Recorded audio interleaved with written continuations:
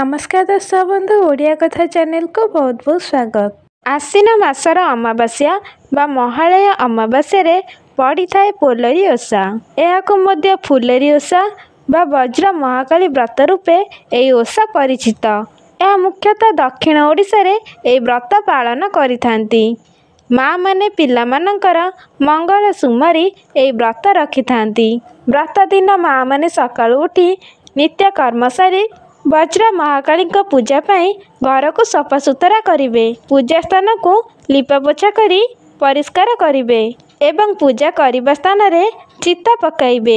पूजा पाई एक खटुली को स्थापना करिवे। एही दिन पिला माने सकाळु उठी स्नान करि सारी सात घर जाती भिक्षा मागिया पाई। भिक्षा मागिबा समय रे पिला माने केतेक गीत बोली भिक्षा मागी थांती। से गीत गुड़िक होउची दांड आड़े बग बारी आड़े गुंडुची मूषा कही जाइची चाउल मुठे दब पड़िशा घर नानी बेगे दियो जन्नी हांडी तले नेउल बेगे दबा चाउल।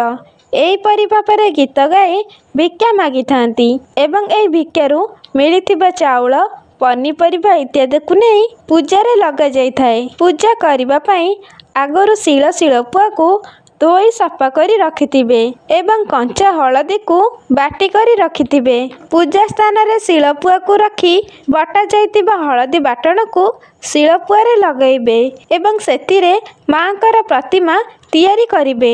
माँकर प्रतिमा तैयारी करी सारिला परे माँ को सिंदूर कजल वस्त्र अलंकार आदि देबे एवं माँ को पाखरे धान गछ वज्रमूली अपमा रंग आखु बेल डाल आदि सबु डाल को आनिबे एवं ताकू माँ को पाखरे स्थापना करिबे। गोटे धड़ा व्रत को आनी हलदी पानी रे बुड़ाई सेतिरे 7टी गंटी पकाइबे एवं सेई व्रत को काकुड़ी रे गुड़ाई पूजा स्थान रे रखिबे। तापरे माँ को फूल चंदन आदि अर्पण करिबे। माँ को पाखरे दीप झुणा आदि लगाइबे। माँ को पाखरे 7 गोटी दुब 7 गोटी अरुआ चाउल आदि लगी होइताए। भोग पाई 7 प्रकार साग भजा चकुली पिठा 7टा छणा मंडा काकेरा कदली फल आदि भोग लगी होइताए। या परे वज्र महाकालींकर बही पाठ करिबे।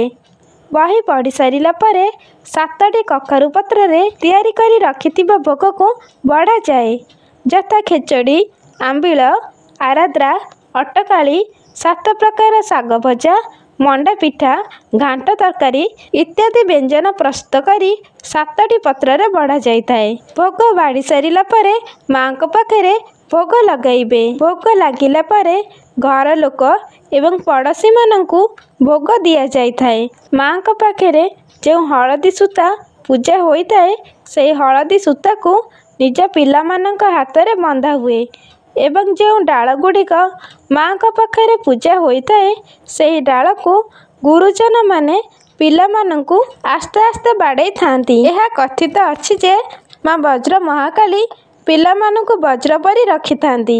आशा करी ये वीडियोटी आपण मानकु भल लागिथिबो। वीडियो रे लाइक कमेंट शेयर करि देंतु एवं सब्सक्राइब करिया पे भूलंतु नहीं। नमस्कार।